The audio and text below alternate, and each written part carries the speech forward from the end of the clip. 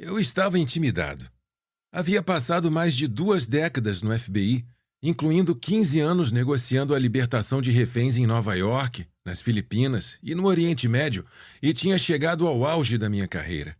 Em qualquer momento, há 10 mil agentes do FBI a postos, mas só um é o principal negociador de sequestros internacionais. E esse era eu. Mas eu nunca tinha vivido uma situação tão tensa e tão pessoal envolvendo um refém. Estamos com seu filho, vós. Ou você nos dá US$ 1 milhão, ou ele morre. Pausa. Piscar os olhos. Concentrar-se em fazer o ritmo cardíaco voltar ao normal. Claro, eu já estivera em conflitos desse tipo. Milhares deles. Dinheiro em troca de vidas. Mas não assim. Não com meu filho em risco. Não por US$ 1 milhão. E não contra pessoas com diplomas importantes e uma vida inteira de experiência em negociação. As pessoas do outro lado da mesa, meus interlocutores, eram professores de negociação da Escola de Direito de Harvard. Eu tinha ido a Harvard para fazer um breve curso de negociação executiva. Talvez pudesse aprender algo com a abordagem do mundo dos negócios. Era para ser uma experiência tranquila, um pequeno degrau na carreira de um agente do FBI em busca de ampliar seus horizontes. Mas quando Robert Mnuchin, diretor do projeto de pesquisas de negociação de Harvard, soube que eu estava no campus, convidou-me para um café em seu escritório. Só para bater um papo, disse ele.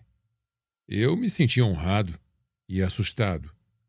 Mnuchin era um cara brilhante que eu acompanhava havia anos. Ele não era apenas professor de direito em Harvard, como também um dos expoentes no campo de resolução de conflitos, e autor do livro Negociando com o Diabo. Para ser honesto, parecia injusto que Mnuchin quisesse que eu, um ex-policial de Kansas City, discutisse negociação com ele. Mas então a situação ficou pior. Logo que nos sentamos, a porta se abriu e outra pessoa entrou.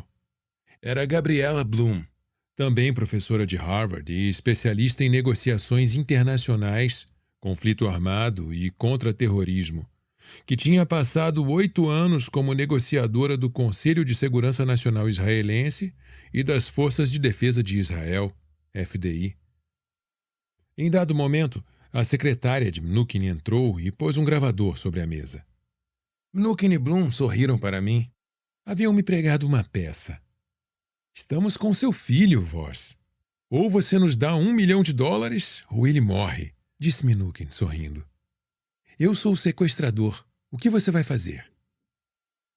Tive um momento de pânico, mas isso era esperado. Não muda nunca.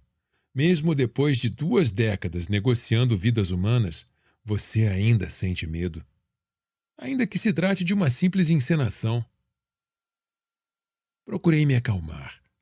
Claro, eu era um policial de rua convertido em agente do FBI, jogando com verdadeiros pesos pesados. E não era nenhum gênio, mas estava naquela sala por um motivo. Com o tempo, eu adquirira habilidades, táticas e toda uma abordagem para a interação humana que não apenas me ajudavam a salvar vidas, mas, como reconheço agora ao olhar para trás, também haviam começado a transformar minha vida. Meus anos de negociação haviam influenciado tudo, desde o modo como eu lidava com o atendimento ao cliente de uma empresa até a maneira como crio meus filhos.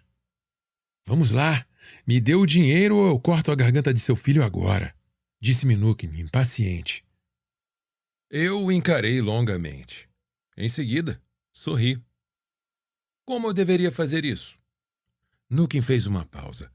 Sua expressão tinha um misto de piedade e diversão, como um cachorro quando o gato que ele está perseguindo se vira e parte para o ataque.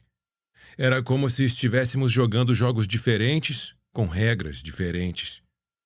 Mnuchin se recompôs e me olhou com as sobrancelhas arqueadas, como que para me lembrar de que ainda estávamos jogando. Então, tudo bem se eu matar seu filho, Sr. Voss?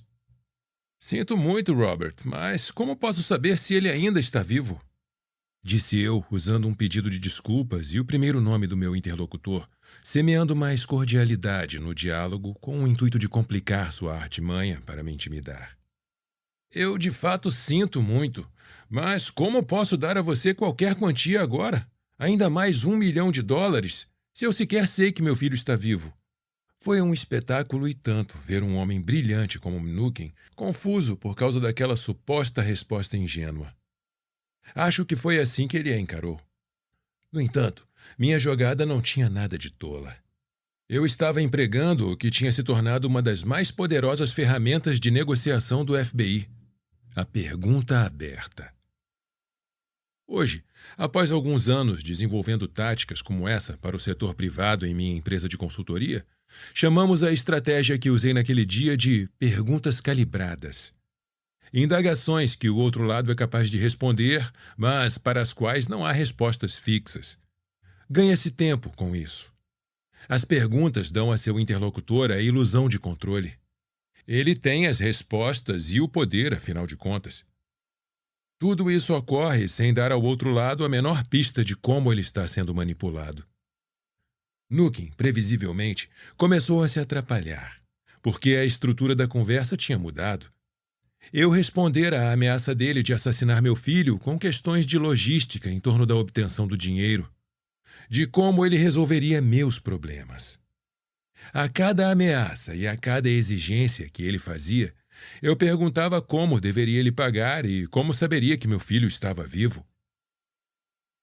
Depois de 3 minutos infrutíferos para ele, Gabriela Bloom interveio. "Não permita que ele faça isso com você", disse a Nukem.